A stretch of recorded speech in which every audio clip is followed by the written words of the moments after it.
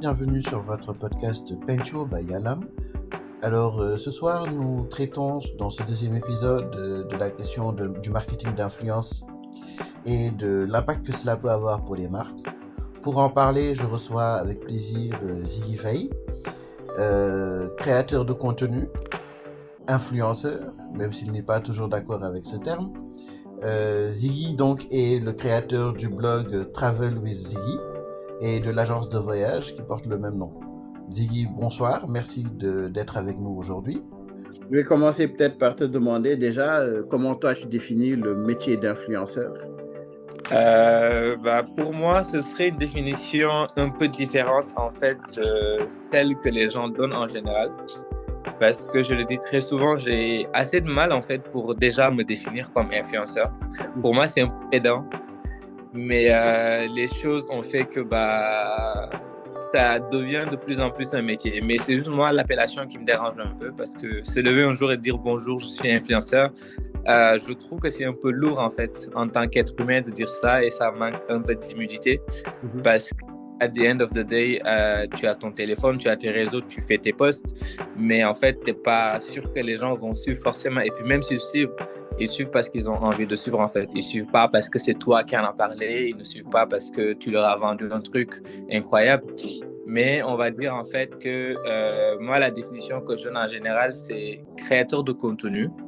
Et si je prends mon exemple, parce que moi, j'ai commencé ce métier-là, parce qu'à la base, c'était pas ce que j'avais visé, mais c'était juste en fait pour juste partager ma passion avec les gens que ça pourrait intéresser.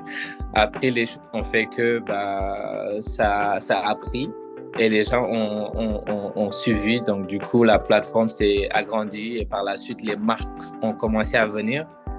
Mais j'ai quand même du mal à me dire que je suis influenceur. Je dis que je suis créateur de contenu et je peux faire des placements de produits pour ceux que ça intéresse. C'est très clair. Aujourd'hui, comment tu décrirais ton audience cible, d'accord? Et ta communauté, comment tu l'as construite? Tu l'as un peu évoqué tout à l'heure, Ouais. mais est-ce que tu peux revenir là-dessus rapidement? Alors moi, je suis suivi par, on va dire, 65% de femmes et puis le reste, c'est des hommes. Simplement parce que déjà dans les voyages que j'organise, il y a une clientèle beaucoup plus féminine que masculine. On se demande à savoir, est-ce que les hommes, ils préfèrent voyager entre eux et puis se faire des plans entre mecs ou c'est parce qu'ils ont beaucoup plus de problèmes que les femmes, donc ils ne pensent pas forcément à investir dans le loisir qui leur permettrait en fait de voyager. Et d'autres se disent peut-être qu'ils ne seront pas à l'aise d'être entourés par un groupe de femmes qu'ils ne connaissent pas forcément. Et d'autres me disent non, ça pourrait être une bonne occasion de rencontrer du monde, surtout si c'est des hommes. Mais en tout cas, j'ai beaucoup plus de femmes qui viennent à mes voyages. Et donc aujourd'hui, tu as une stratégie spécifique de contenu pour maximiser l'engagement sur tes publications, ou est-ce que c'est vraiment tu avances au feeling? Pas la tête. Je connais beaucoup de gens qui sont là avec un agenda, avec un truc, ouais, on va créer du contenu, on va aller faire des photos à tel endroit, je vais porter ceci, je vais payer tel photographe, je vais acheter ceci, cela. Mais franchement, j'ai rien contre ceux qui font ça, hein, parce qu'après, c'est une idéologie personnelle. Mais moi, c'est pas quelque chose que je fais. Je fonctionne au feeling et puis si je sens la chose, je la fais. Si je sens pas, je le fais pas. C'est ça. Et puis, je me dis en fait que les choses que tu ressens de façon spontanée et que tu partages avec plaisir, je pense que les gens ont beaucoup plus d'aptitude en fait à suivre quand c'est comme ça que de me prendre la tête en fait avec un calendrier, avec un planning, avec des shootings par-ci, des shootings par-là, sachant que déjà créer du contenu c'est pas évident et j'ai pas envie quoi. Donc moi franchement j'y vais au feeling. Après s'il y a quelque chose que je vérifie souvent c'est par rapport à mon audience parce qu'il y a des heures en fait auxquelles les gens sont beaucoup plus connectés et donc du coup pour poster par exemple je vais d'abord voir dans mes paramètres selon le jour et selon l'heure sur quelle plage horaire en fait il y a plus de gens de ma communauté qui sont en ligne et là je pourrais effectivement mettre mon post. Mais sinon à part ça j'ai pas un calendrier en mode il faut réfléchir sur telle stratégie, il faut faire ceci, il faut faire cela. Après, si ça marche pour d'autres, tant mieux. Écoute, de toute façon, comme tu dis, c'est une approche comme une autre. Tu vas Ouais. avoir des gens effectivement qui ont eux-mêmes besoin d'ailleurs de poser un peu toute cette, cette réflexion stratégique et tout ce qu'elle amène derrière. Et tu vas avoir des gens qui, au fond, n'en ont pas besoin et qui font quand même de très bonnes choses, de choses très qualitatives. Et aujourd'hui, est-ce que tu peux nous partager un exemple de campagne, tu vois, vraiment réussie, dont tu es super fier avec une marque, d'accord, et partager un peu comment est-ce que tu as mené. Ouais. Comment tu mesures l'impact de ce que tu fais déjà pour la marque et comment tu t'assures d'arriver finalement à atteindre tes objectifs? Alors, moi, il y a plusieurs marques avec lesquelles j'ai travaillé et qui sont revenues vers moi en mode, ouais, il faut qu'on la refasse parce que ça a vraiment marché. On ne s'attendait pas autant de ventes ou à que ça marche autant. Et ce que je fais, c'est qu'en général, avant de commencer une campagne avec la marque, je vais d'abord prendre en fait tout ce qu'il y a comme chiffre sur leur page digitale respective, même si dans la plupart du temps, je suis concentré que sur Instagram. Mais en fait, moi, je fais un before et un after pour te montrer déjà, bah, avant qu'on commence à bosser ensemble, vous en étiez là.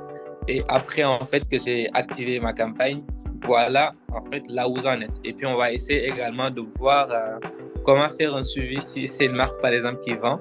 Il y a 2 ou 3 campagnes qui m'ont spécialement marqué. C'est que c'était pas vraiment une campagne pour le premier exemple. C'est juste un jeune homme, en fait, qui faisait des sacs artisanaux parce qu'il fait du recyclage. Il m'en avait passé 2. C'était même pas un partenariat. Il m'avait payé, en fait. C'est juste que moi, dans la plupart du temps, j'aime bien faire des choses gratuitement, surtout quand je sais, en fait, que c'est de nouveaux business qui viennent de démarrer et qu'ils ont besoin de coup de pouce. Le fait d'utiliser le produit, de poster sur mes pages, ça ne me coûte rien du tout. Et donc, du coup, le jeune homme m'a envoyé 2 de ces sacs que j'ai utilisés pour partir un week-end. Et puis, je suis parti samedi, je suis rentré dimanche, j'ai fait des posts lundi. Et puis lundi soir, il m'appelle pour me dire en fait que là, tu m'as créé des soucis parce que les gens m'ont appelé, j'avais plus de produits disponibles. J'étais hyper content pour lui. Bah, je lui ai dit, bah, tant mieux, tu vois. Et c'était pas des posts en fait hyper réfléchis. J'ai juste posé les trucs en mode ouais, j'ai un week-end, je vais ranger mes affaires. Quand j'arrive, voici le sac, il est pratique, il y a quelle poche à l'intérieur, tu pourras l'utiliser de telle ou telle manière. Et puis ça avait fonctionné pour lui. L'autre campagne, bah, c'était une campagne pro avec une banque de la place qui devait faire un jeu concours suite, par exemple, à des clients qui utilisent leur carte pour payer dans les supermarchés. J'ai pas envie de citer le nom pour ne pas faire de la pub, mais en fait, il fallait la carte bancaire pour faire des achats dans tel supermarché et puis après, on pourra tirer au sort pour un peu voir si tu avais la chance de gagner. C'était un voyage, il y avait 2 ou 3 lots et bah, ils ont vu en fait qu'en une semaine, l'utilisation de la carte dans ce supermarché-là, ça avait triplé et même quadruplé en fait. Alors qu'à la base, même pas une campagne qui était super bien préparée parce qu'ils m'ont appelé la veille pour me dire ah ouais, on était en fait sur telle campagne, je sais que c'est short, mais si tu peux le faire demain matin, c'est cool. Et ça tombait justement un jour où j'avais rendez-vous juste à côté de ce supermarché-là. Du coup, il y a 2 représentants de la banque qui sont venus là pour me rejoindre sur place. On l'a fait, j'ai fait semblant de faire des courses pour expliquer un peu comment ça marche. Et puis, j'ai posté en story et ça a donné ce que ça a donné. Formidable. Et il y avait aussi une autre application qui faisait des publicités ciblées pour un peu permettre aux gens de recevoir des codes de réduction selon les choses qui les intéressent le plus. Parce qu'on sait maintenant, avec les habitudes alimentaires, avec les habitudes qu'on a sur le net, on est presque suivi parce que tout ce qu'on a comme débat, tout ce qu'on a comme envie, souvent on reçoit en fait des publicités pareilles. En fait, cette application-là visait justement à t'envoyer, par exemple, si tu parles avec ton pote, tu es là, tu dis ah mais j'ai envie de partir en vacances en Tanzanie. Le soir, tu vas voir en fait un pop-up qui va dire ok, il y a 30% de réduction sur ton billet si tu souhaites aller en Tanzanie. Et ça avait super bien marché également. Ouais, c'est très intéressant. Et bon, on va terminer avec cette question. Aujourd'hui, comment est-ce qu'une marque peut déterminer, d'accord, les bons influenceurs, Ouais. les bons influenceurs pour les représenter, d'accord, mais aussi comment est-ce qu'ils peuvent aujourd'hui mesurer, eux, à leur niveau, l'efficacité de la collaboration avec les influenceurs?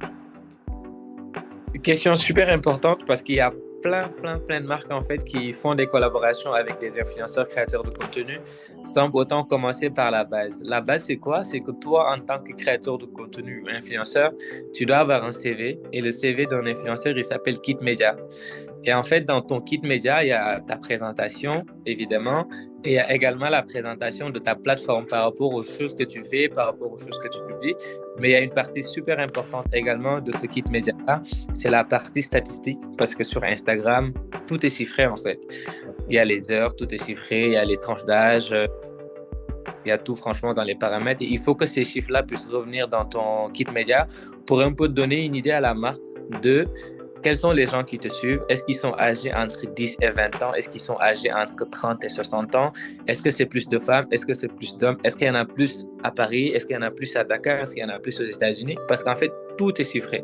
Donc, sur le kit média, en fait, ça va parler de tout ça.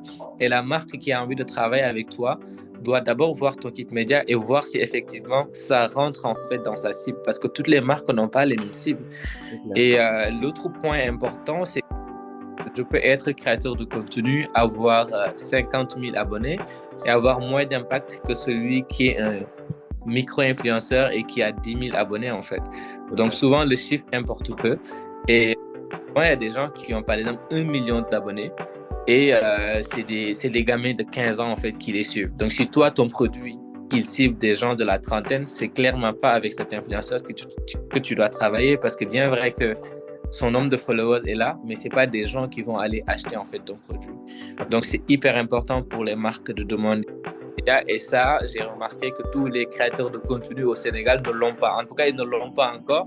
Et moi, souvent, je suis surpris quand je travaille avec une marque qui m'approche pour la première fois. Et moi, je dis, envoyez-moi un email, voici mon adresse, je vous enverrai ma grille tarifaire et mon kit média. Ils sont surpris en mode, ah, mais je savais pas qu'il y avait tout ça. Moi, je croyais que juste qu'on allait discuter, tu me donnes ton prix, basta, tu vois. J'ai dit, non, moi, je travaille pas comme C'est vrai que vous avez aussi ce rôle aussi d'amener les marques à adresser les bonnes questions quand ils approchent des influenceurs. Parce qu'à la fin, et c'est ça le mauvais pendant, c'est que les marques vont vers on va dire, pas les moins bons influenceurs. Et après, le discours qui ressort, c'est les influenceurs, on a essayé, mais bon, ça donne rien, ou on ne voit pas vraiment l'impact. Précisément, ils ne se sont pas adressés au bon et puis pas de la bonne manière. C'est ça, c'est surtout ça en fait. D'où l'importance du kit média, parce que le kit média, il parle mieux que toi en tant que personne, parce que tout est chiffré et tu peux pas tricher, parce que c'est des captures d'écran juste que tu prends de ton compte Instagram, que tu mets sur le document, et puis il y a des statistiques, il y a des courbes, il y a des figures, il y a des tranches d'âge, il y a des numéros, il y a tout en fait. Franchement, il y a tout.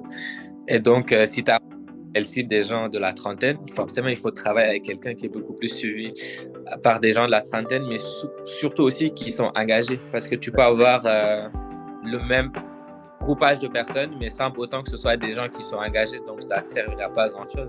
Mais merci beaucoup en tout cas pour cet échange, pour moi et je pense pour tous les autres qui vont l'écouter, qui est très, très enrichissant. J'espère que le public et les marques vont en prendre de la graine. Ça leur servira à mieux comprendre le marketing d'influence et à en tirer le meilleur. On te souhaite une très bonne continuation. Merci beaucoup. Et à très bientôt, Inch'Allah. Ça marche. Merci à toi et à toute ton équipe. C'était un plaisir d'avoir participé à ce podcast-là, à qui je souhaite bon vent et beaucoup d'audience. Merci beaucoup, Ziggy. Merci aussi à vous de nous avoir écoutés. C'est tout pour le deuxième épisode de votre podcast Pencho by Yalam. On vous donne rendez-vous le mois prochain pour un nouvel épisode de votre podcast.